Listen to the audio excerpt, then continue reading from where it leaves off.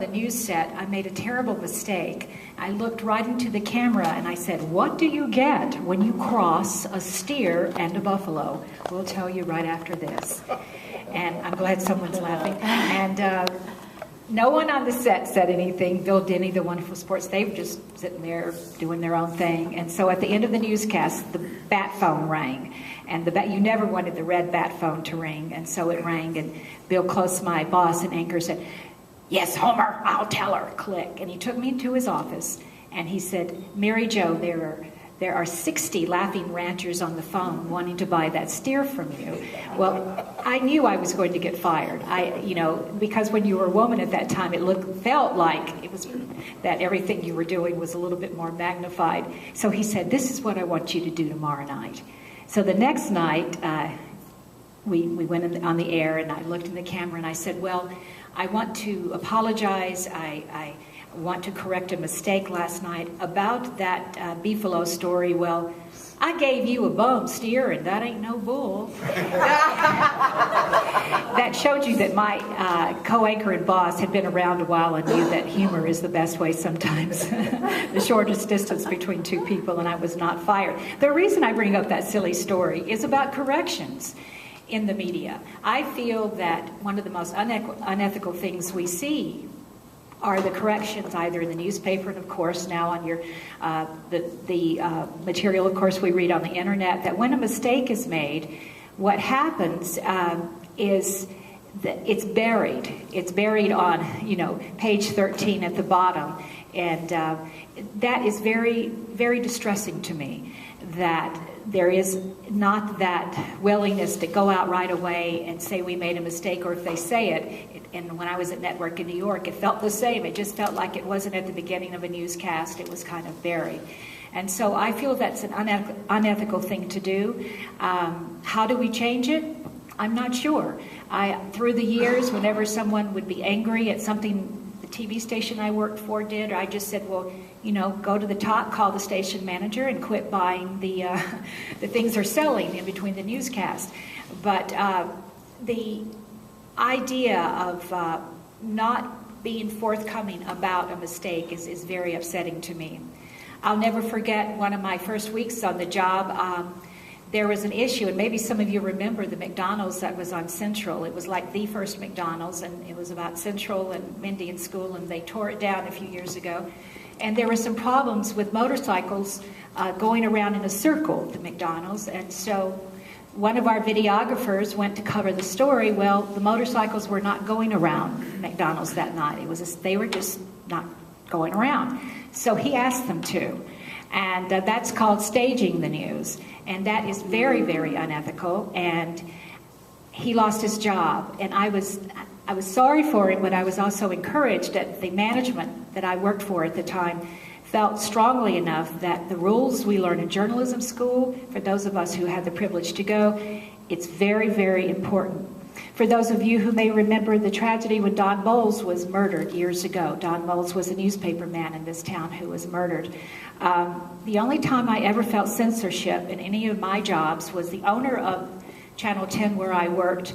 He would not let us report anything about Don Bowles until we went out and reconfirmed everything that was in this famous report that came out that time.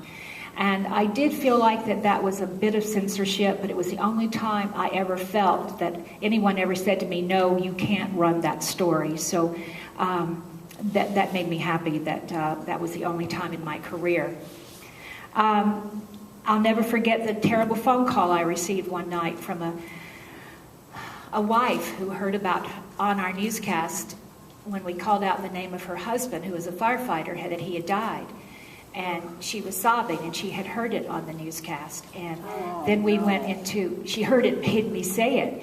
And from then went on a very strong opportunity to say, you hear it all the time. We haven't notified the first, the next of kin.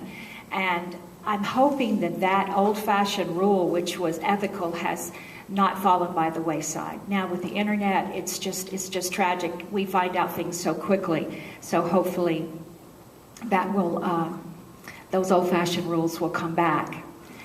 If any of you had the opportunity in 2003 to read about the story of Jason Blair. Jason Blair was the famous New York Times reporter who was very, very famous, got all these awards, but most everything he did, he made it up. And I've had colleagues who've done the same thing, who were too lazy to go out to the scene of an accident, and they would just make up quotes. And that is just beyond horrible, and you learn that in Journalism 101, and I feel strongly that that's still going on today. And I think what's happened is that we've exploded so much with the information we're getting, and also because less people are watching. For example, in the 70s, you really had 4 choices for news. It was the ABC, CBS, NBC, and then Channel 5, independent. And now how many choices do we have to, if you do choose to watch TV news still, you've got like 8,000 choices. And so the old dollar is getting smaller and smaller. And so I just feel now that because while some businesses are making still huge profits, others aren't making, instead of making $2 billion, they made, maybe $1 billion a year. But they're not taking the time to check the facts and do the things that they used to do when I was in the business. And that is disturbing. I also read in preparing for today that for 41 years, if any of you are from Minnesota, the Minnesota News Council had been around in Minneapolis, and they were the ones who would make sure that the news was being delivered in an ethical way, and they closed their doors just last month. And so it's scary, isn't it, that these things are kind of getting out of hand. And again, we need to return to ethics, especially in the media or in all of our businesses.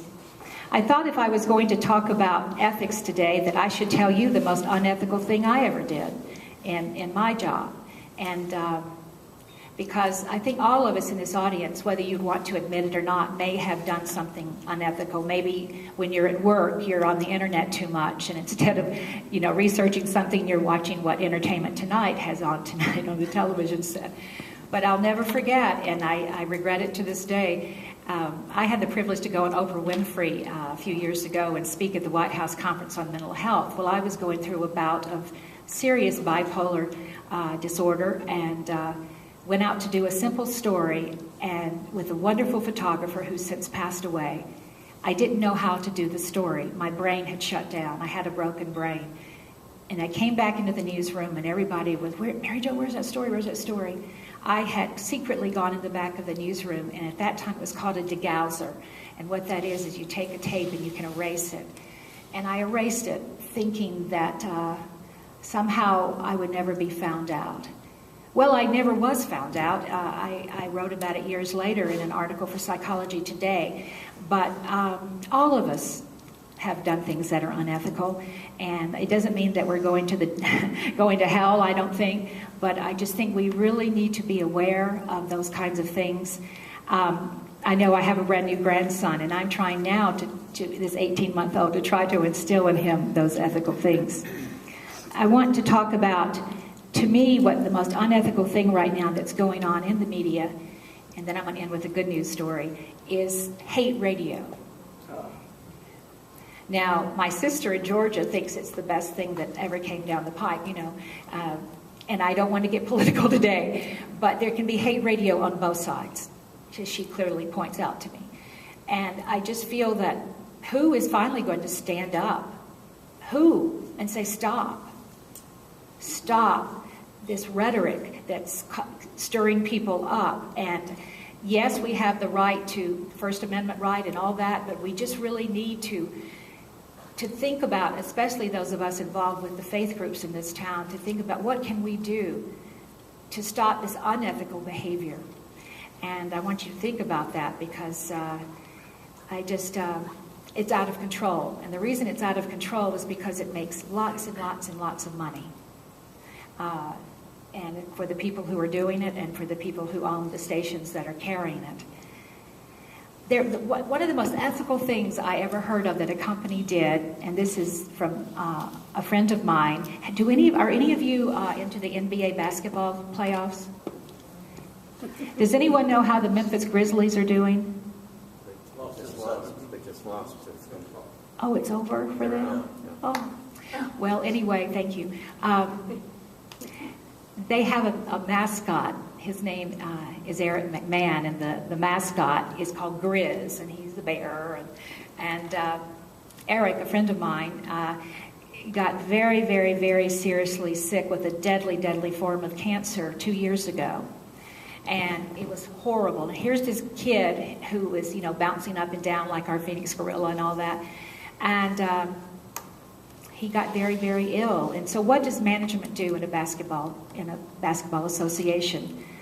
What they did is they said, Eric, your job is safe. We don't care what happens, how long it's going to take for you to come back. They didn't say if you come back, when you come back. And they went out, and all the mascots of all the NBA teams around the country came in and filled in for Eric every basketball, game that he missed. I don't care what you think of the Grizzlies. I think their management is about ethics and caring for people. And I just wanted to end on a short story. But thank you for listening, and I will turn it over to my next colleague. Here you go. Thank you, Mary Jo. We've heard some great discourse from some very renowned, in my estimation, people, lawyers and leaders in construction and media. And now you're going to hear from an accountant, so I apologize in advance. Accounting used to be the bastion of ethics, and lately we've come under a lot of suspicion and perhaps blame, because most of what we do is after the fact, and trying to record the information that others have produced. But then again, accountants are in many stages of the business cycle. There are accountants that are involved in management, accountants that are internal auditors, accountants that are the independent, accountants in government. So basically, accountants have moved from a certain confined personality class into every walk of the business cycle. In fact, they speak of accounting as the language of business. And when I decided to become an accountant, I guess I'll tell the story. It was my first daughter was born, and I was running a restaurant in Tempe, Arizona, the Golden Temple Restaurant. It was a vegetarian restaurant in Fifth and Mill, and it was hard work. But my daughter was born, and she was about an hour old, and I was holding her close, and it was a home birth, and she was looked up at me with those eyes that a beautiful young daughter firstborn would have, and said, "This doesn't work. You better become a professional." So it is a true story. I ran right down to ASU and said, went to the College of Business because I had an undergraduate degree in economics,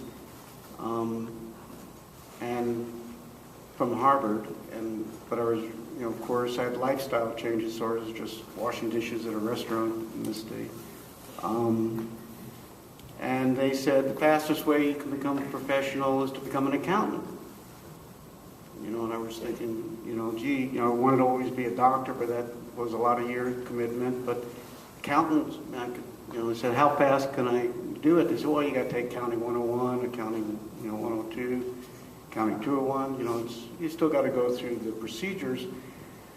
So I decided to get an MBA while I was doing that, and committed to becoming an accountant under the advisement of my 1-hour-old daughter.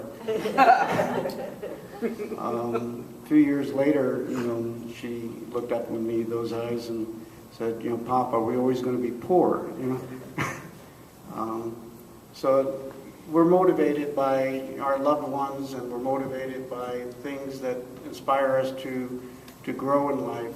Our parents, our peers, our friends, our teachers, our colleagues, and in situations. Then we're motivated by our children, and as Randy pointed out, I'm very inspired, by the organizations that we work within. They motivate us.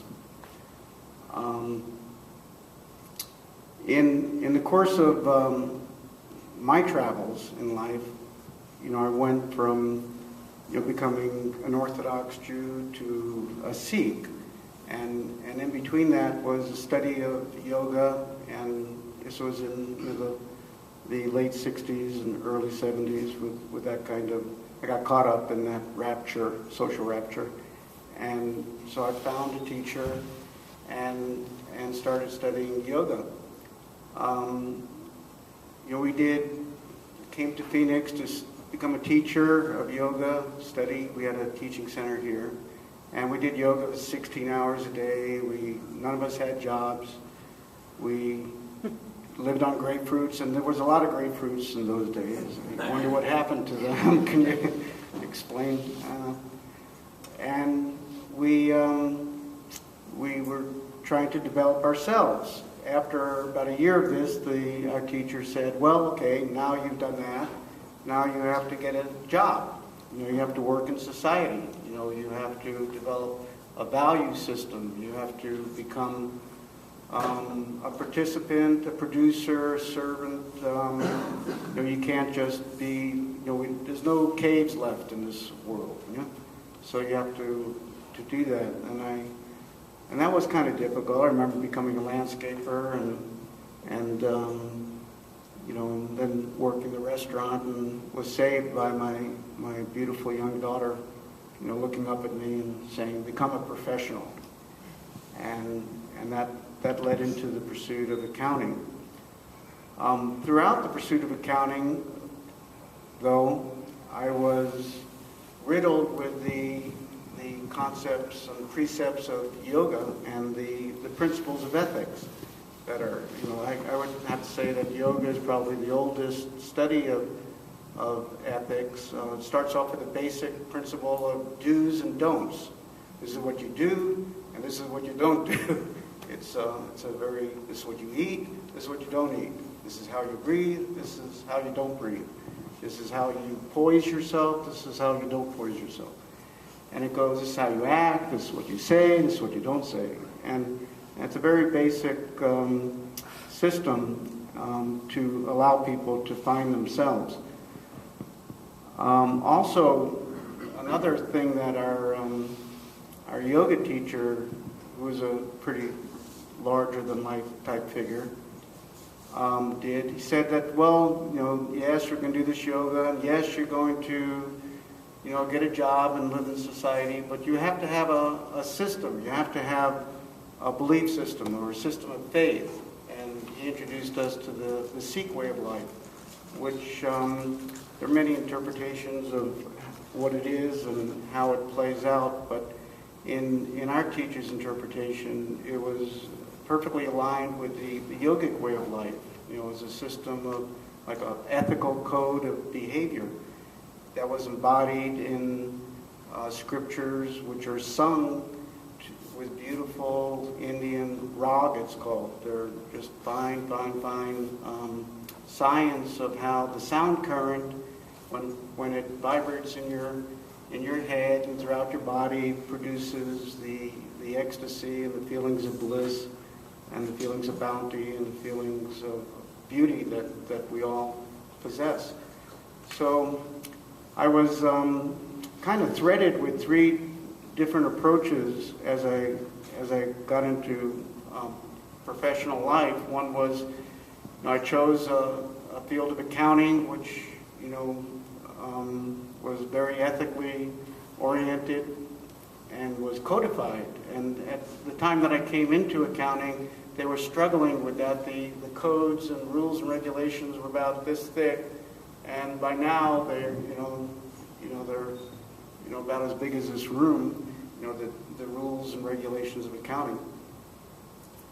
And then the principles of yoga and the Sikh way of life. Those three systems, acted on me concurrently throughout my professional experiences.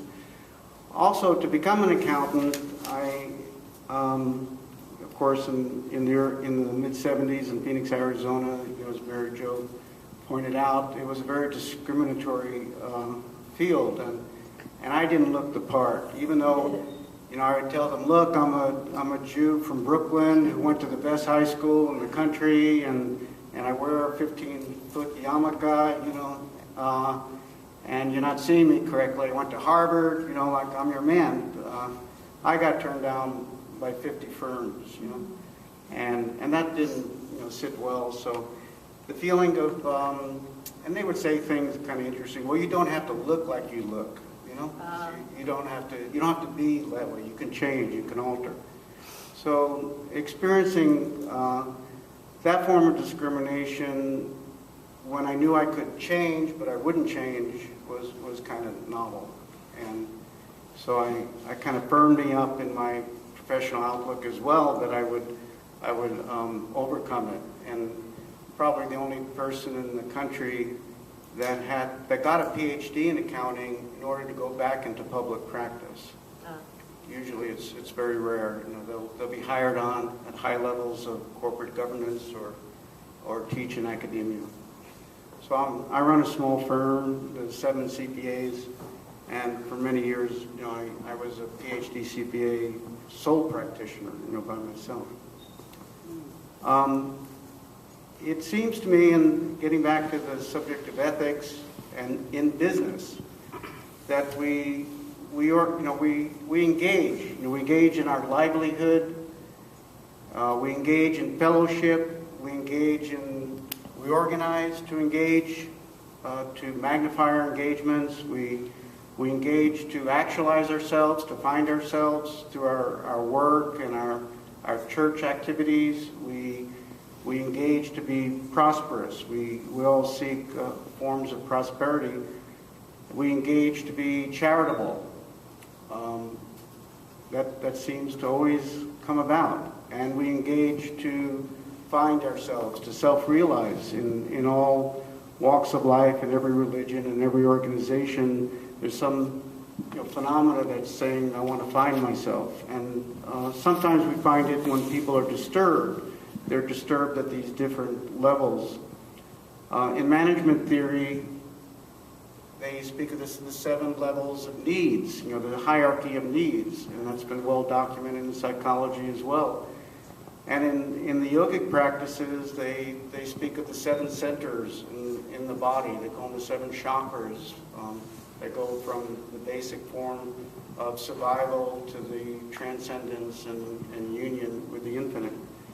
So these systems are always active as we manifest needs or as we manifest our self-realization.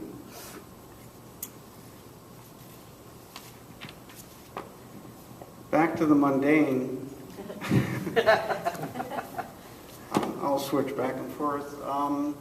In accounting, I just feel compelled to speak of the accounting code of ethics. If and what Mary Jo pointed out, that we live in an age that you can instantaneously become the expert. You can Google, you can hear something somebody says, you can Google it, and right away you can tell if they were just Wikipediaing you, or where they got their information, what they really know or not. So it's a very difficult age,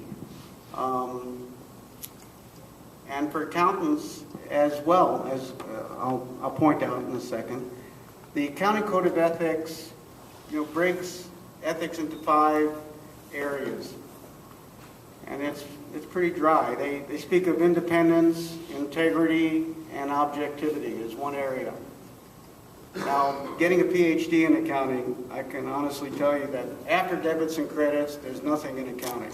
And I don't know if I'm the first PhD you've ever talked to in accounting, but after debits and credits, there's really nothing. Accounting is just measurement, and it's just preserving the principles of economic energy. It's recording the principles that, came about in the same time zone that Newton was doing his theories in physics. That's when accounting principles came about. Matter cannot be destroyed nor created. It can just transform from one thing to another. And so you can transform economic energy from an asset to an expense, from a liability to an equity, and you better make sure they balance. Your assets equals your liabilities and your equities, and how we measure that is through debits equals credits. There's nothing else to accounting. So what goes wrong? Why do we need a code of ethics when it's such a simple physical system of measurement and recording things that already happened? I mean, accountants do not create anything except when they're unethical, right? Yeah. So, but independence, you want somebody to attest to something being, sure, so somebody can rely on it. Integrity, objectivity, I think, Randy pointed these out. Probably the principles that he adheres to in his construction company are no different and probably even more relevant because they're adhering to activities at the point of generation. And I think that's when, when you're in the trench, that's when it becomes most important that the principles of integrity and objectivity manifest. Accountants, after the fact, we're just measuring, we're representing. Second code of ethics, competence and technical skills. And I think, Mary Jo pointed out in a different way, you should only do what was presented to you and you're capable of doing. You shouldn't manufacture a news story, it's just to be said that you're good at it, and you shouldn't take on work that you are not skilled at doing. Responsibilities to clients, and then the fourth is responsibilities to colleagues, and lastly, other responsibilities and practices. This is the outline of the Code of Ethics, and I don't find it to be rather revealing on how one should conduct their lives. So it really speaks to a code of ethics that deal mostly with what happens in business, which are the lower centers, your livelihood, your fellowship, and your organization. And so here we have a profession that's developed codes of ethics on how the professionals in the field should conduct themselves based upon what I would call the lower centers of energy, not the higher. The higher being how you actualize yourself, how you become prosperous, how you engage in charity, and how you realize yourself. So I think Accounting Code of Ethics isn't teaching the moral way of life yet, so we need some work there. But it goes on, accountants should have values. They should have a sense of value. And I don't mean just economic value, but they should have moral values. They should, as Randy pointed out, they should, at that point in time, be able to tell whether something is right or wrong, and does it feel good. And they should be skilled to observe and to reflect upon information and in a certain context and what that information may do to other people. Now this is, 1 minute? Okay. Well, then let's not talk about accountants. There are a lot of issues facing accounting, but I think the greater issue that I would like to talk about is the Sikh values in business. In Sikhism, it's codified. You earn honestly, you earn by the sweat of your brow, you share with the needy, you keep the great giver in mind, so you're very thankful for what you receive, you live a balanced life, and you keep the name of the Creator, the name of the Infinite in your heart while you go about your worldly duties. So you don't disengage. It's not like a separation of your business life from your spiritual life. And you do not discriminate on any basis.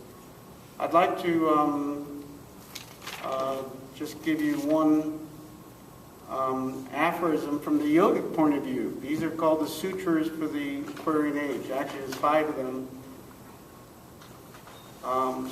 Sutra being repeated and it'll come about. And I think this has bearing on ethics. Understand through compassion. Recognize that the other person is you.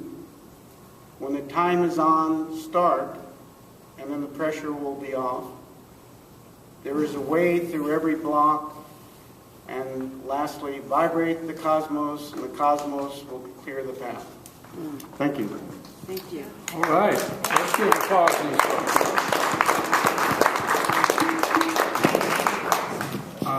At this point in our morning afternoon, we throw it open to questions or comments from the floor. So are there questions, are there comments that you would have that you'd like to have our panelists respond to? I got part of the name of your restaurant, but I didn't get it all. It hasn't been in existence for years. Golden Temple Restaurant. No longer there. Okay, I was looking for a place to eat. That's what, when somebody, it was closed for 4 years, and somebody said, hey, are looking for the restaurant. Used to come all the time. Where is it? And I said, well, customers like you, we had to close down. No. Paul? I guess I'd like to ask all 3 of you. Difficult to ask the question without appearing to cast blame. But Paul, speak up a little bit. I'm not sure people can hear you in the back. okay.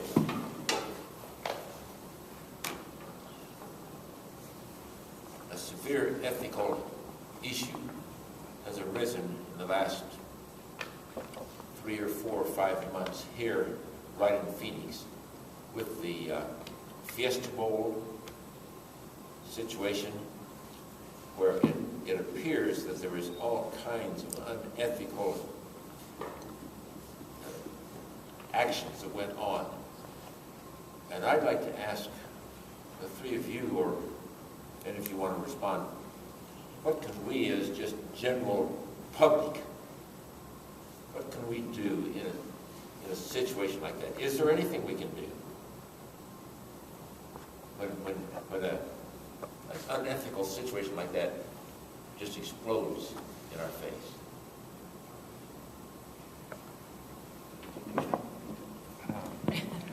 Well, it presumes that, at least in my case, it presumes that I'm an expert any more than any of you. I think ethics is personal. I guess the way I would respond to that is that we have to demand accountability. And the ethical lapses that came to light in that seem to me, you might say that losing one's job is becoming is a form of personal accountability. But had that not come to light, I'm sure those practices would have gone on forever. We have to. At the end of the day, I think we have to demand personal accountability. And in my company, I almost, when I was giving my presentation, I felt almost like I was doing a sales promotion for Sun. But that's the frame of reference I have. And I was sitting here thinking, as I listened to the other presentations, that it's easy to be cynical. People look at, people tend to look at corporations as this sort of entity out there that is vaguely menacing, and I think a lot of times you hear the bad about corporations, but corporations are people, composed of people. And I know that in the case of my company, and I think this is true of a lot of companies, we're not unique. Ethics is something that it's something that is within us, but the tone for the organization has to be set from the top. It has to be driven throughout the organization, those behaviors that will and will not be tolerated. And when we hire people, we try to get people who are generally like us, that who we perceive to be like us. And then if they turn out not to be, not to adhere to those ethical practices, then they generally don't last very long. But I think that what happened at the Fiesta Bowl is evidence that that wasn't being driven, that the culture of ethics was not being driven from the top. It was not being practiced at the top, and therefore wasn't being driven down through the organization. And I think that that's how it's done. I think it has to be, the example has to be set by management and become a part of the fiber of the company. Just quickly, it's ironic that you asked that question, because the man who's lost his job is now working as a volunteer full-time for St. Vincent de Paul. And it's not black and white. What do you do when someone that you know in the community falls off the pedestal? And so I can't be very objective, but what I just remember as a former newswoman and a person reading as this happened, yes, the person at the top has to be responsible, but also what about the board? And what is their responsibility? And also, I was watching some mindless TV show last night just to try to, after a long day, and it was one of those cop dramas, and a cop who was older and retired said, well, that's just the way we did it back then, you know, talking about taking money. And I'm just wondering, again, as a newswoman, what are the other bowls doing? Have they been investigated? And does there need to be just throw out everything and build again on what it can be done? And I also see it has to do with money and success.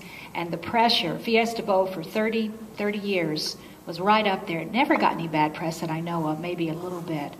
And so I'm not saying that what they did wasn't wrong, but I'm saying we need to look at the whole system of money in sports and those kinds of things. And that's what I feel.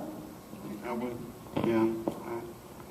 I have no comment. Okay, that's fine. I had a question about Fiesta Bowl, though, about the accounting divisions and what the county apparently covering up with.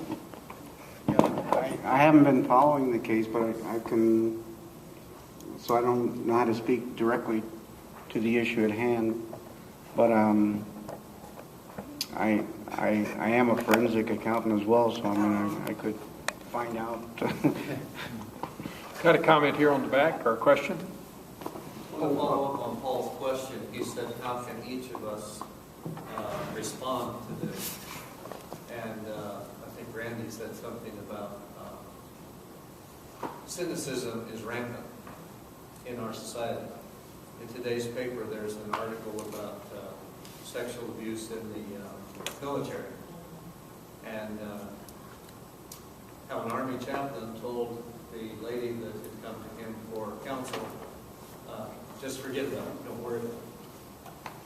Last week was Nurses Week, and in our hospital they were honoring the nurses, and one of the doctors spoke. He says, I want to tell you how valued nurses are. And he says, I want to compare, and he says, I went to Google, whichever one of you mentioned that. And he said, just to show you how much nurses are appreciated for the last 10 years, they're number one. He says, guess who's at the bottom?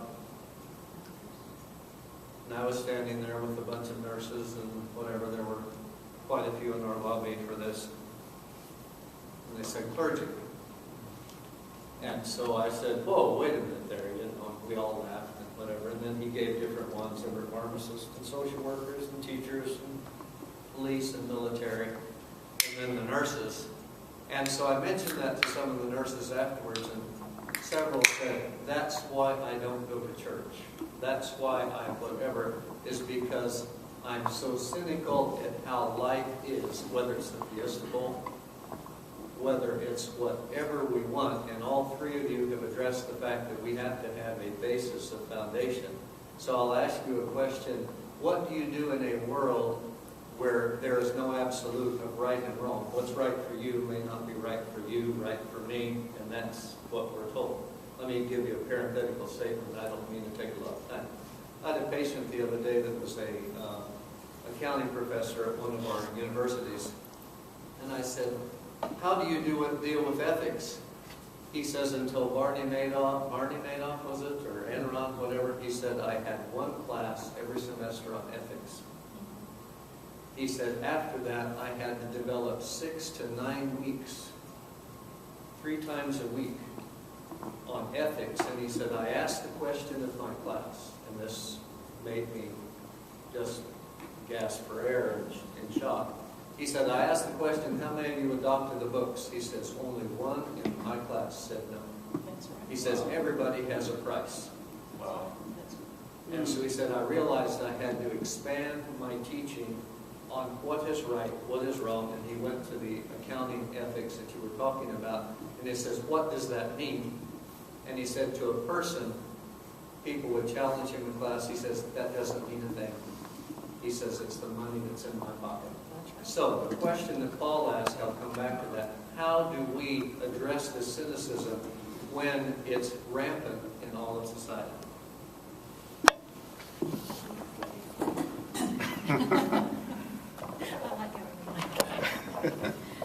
Thank you, Virgil.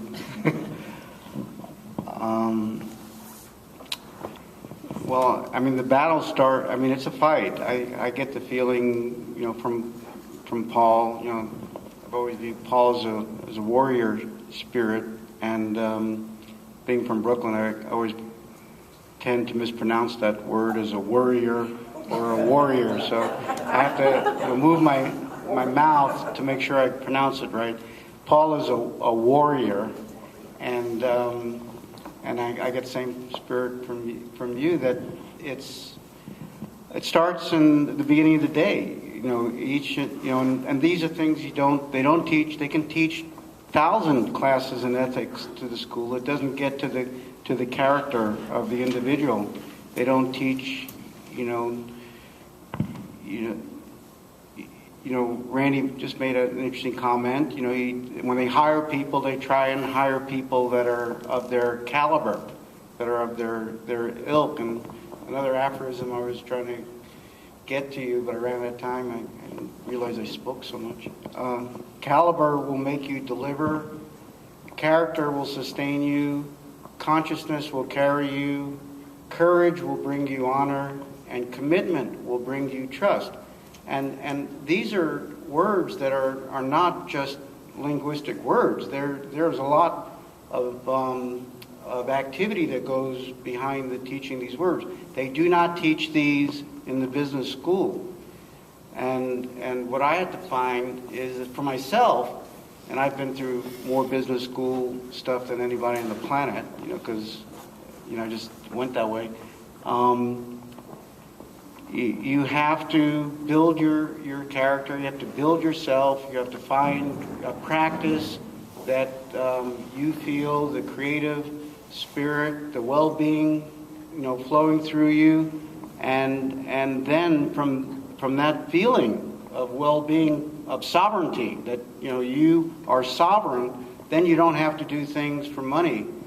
You don't have to, money is not an issue. Money is just what it is. It's a medium of exchange. It's not a commodity that you want to possess or work towards. But if we can start people onto practices that they are a contained, contained system of well-being, then I think that solves a lot of these ethical issues. They'll come to work with a framework. They won't need the cliches on the wall to remind them. Paul, I just can't thank you enough for this whole interfaith experience, and I just had to say that. But every morning before I get out of bed, and it's hard to get out of bed sometimes, I just always repeat, let the words of my mouth and the meditations of my heart be acceptable in thy sight, O Lord, my strength and my Redeemer. And we cannot give up. I know it's rampant. I know it's everywhere, but we can't give up. It's also the hate radio that I have in my heart. It's not Christian, that the hate that I must have for hate radio, but it's all about respect, and it's sitting down with the people who think differently from us and treating each other with respect. And I think we cannot give up and let all this cynicism bring us down. And in my case, it comes from my faith, and when I was a little girl being taught the faith and trying to live it every day.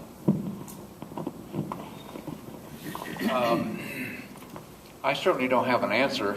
How I try to recognize, at least,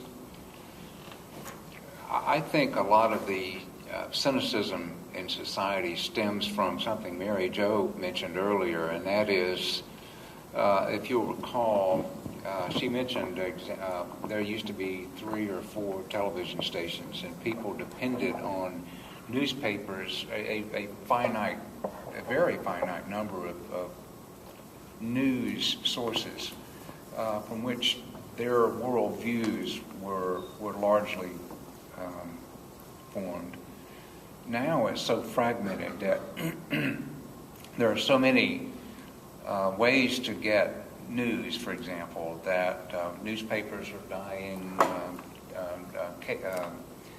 broadcast news is no longer the primary source. There are any number of ways to get information. I know that now, in my own case, my primary news source is the internet, even though I still take 2 newspapers a day. But I have to keep in mind that so much of what we're assaulted with, all this input, is opinion. It's not really news. So much of it's opinion, and I have to step back from time to time and recognize that what I'm hearing is someone's opinion, and that in a way, having so many forms of input from internet, from radio, and I share your opinion of hate radio, but it almost is more difficult now to know what the truth is, because you're getting so many different sources of input that are opinionated sources. It's really harder to know, and so I think at the end of the day, for me, the answer for me is that I have to look inward at what my values are and try to be guided by that. But cynicism is giving in a way. It's admitting defeat. If you're cynical, then you're admitting that it's bigger than you, and I try not to do that. Homespun wisdom, if you want to call it that. I don't have the answer. Got here, Works front for row. me.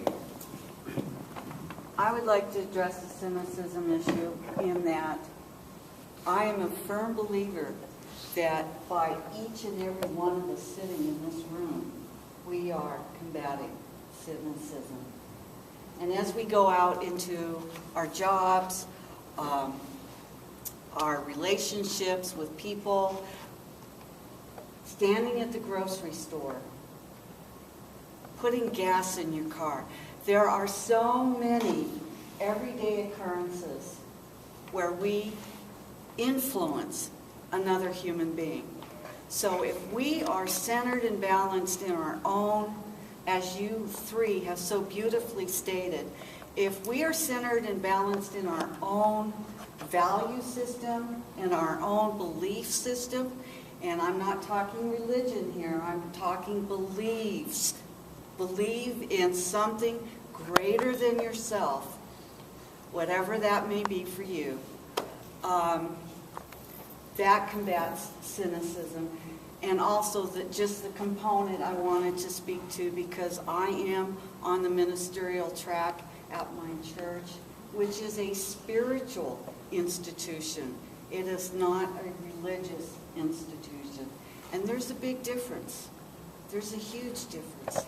And I believe that in interfaith and this movement, we are the spokespeople. We go out there and do what we do because of who we are. And each cynic out there will come across one of us, and who knows? We may influence that person to change. And that's what it's all about. It's change. We have to change in business. We have to change people's approaches and attitudes and taking responsibility, self-responsibility, understanding that as we put out, we get. It's said somewhere in some book somewhere that... Any response here to that? Other comments? Yes, right here. I had one. I work with a foundation. It's called the Friends of L. Ron Hubbard Foundation. And from my own perspective, I mean, I feel like I'm probably echoing some of the views of what you've communicated as well. Having, most people know of L. Ron Hubbard as the founder of Church Scientology, or actually Scientology. The church was started in applying his works. And we use something that's a non-religious work called The Way to Happiness that he wrote. And I always thought it was a strong commentary on that, the importance of a core set of values, because near the end of Mr. Hubbard's life, he passed in 86, but in 81, after the vast majority of Scientology was recorded in lectures, essays, books, etc., then he wrote something called The Way to Happiness. And that was expressly written as a non-religious work, and it's basically precepts for a better life, but intentionally written so it's from a common sense viewpoint and not religious, so anyone could use it. And but the approach is to actually bring about an understanding, and I think that's also reflected, like in what Mr. Nye was saying.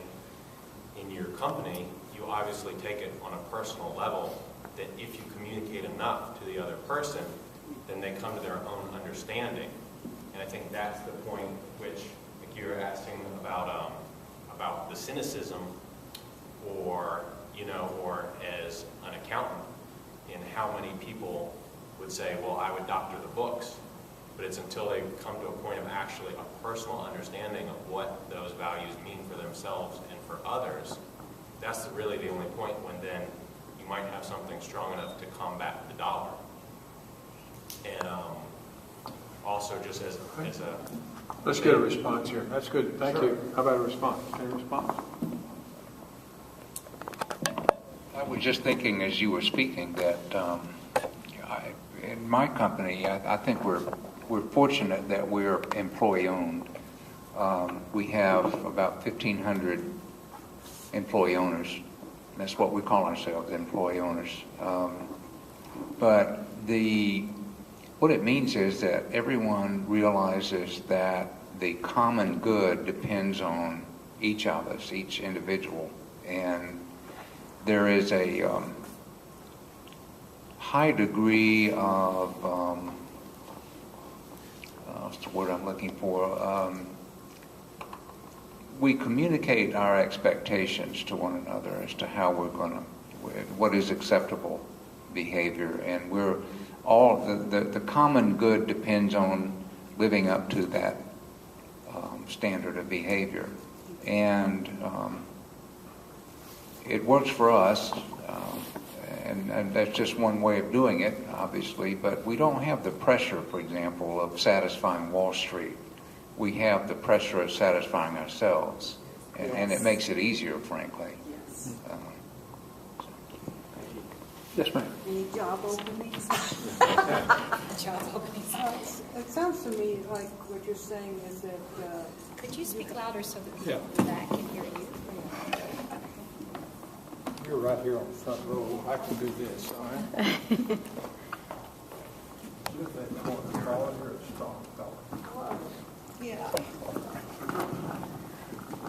Mr. Nye, it sounds to me like what you're talking about is there's a high level of sense of personal integrity among the people in your company. And I am of the generation where I was taught moral values, civics, and in school when I was a child. And so I've always had a very strong sense of personal integrity. And when I see something in the paper like the head of the International Money Fund being arrested for rape, and the cynicism that seems to be prevalent throughout the world, it hurts my heart, because it seems that so many people see high-level people doing very bad things, so the cynicism becomes rampant. And so I'd like to know if any of you have any ideas about what can we do to help to lift the sense of integrity among people other than what we're doing now. If you have any new ideas. Let's give them a chance. We need to stop after this, but respond to that if you would, please. I think sometimes we do feel powerless about all this that's going on. And I would encourage anyone here to, if you see something that is really hurting you or bothering you, that you do have the right to contact that company or that person or those kinds of things, because we think, it's not going to do any good. It's not going to do any good. That cynicism comes back. Well, you just never know. You just never know that letter that you might send out to the, or your letter to the editor gets published. So I think it's taking the time to write. And, you know, now that with the email, it's a lot easier. And I would just like to quickly say that to the gentleman from the Church of Scientology, whether it's your organization or whether it's the Sikhs or whatever, the faith-based organizations, I feel sometimes the media, it does not treat all of us fairly. Mm-hmm. There's always those, you know, what is it, underlying bad stuff. And I just think we need to encourage the journalists out there to treat us more fairly and get both sides of the story instead of usually just one side. Again, no answers here, just one man's opinion. I have a similar background. I mean, I was taught what I think is my parents and the way I was brought up instilled values in me. And one of the things I've noticed, as I listened to you, I wondered,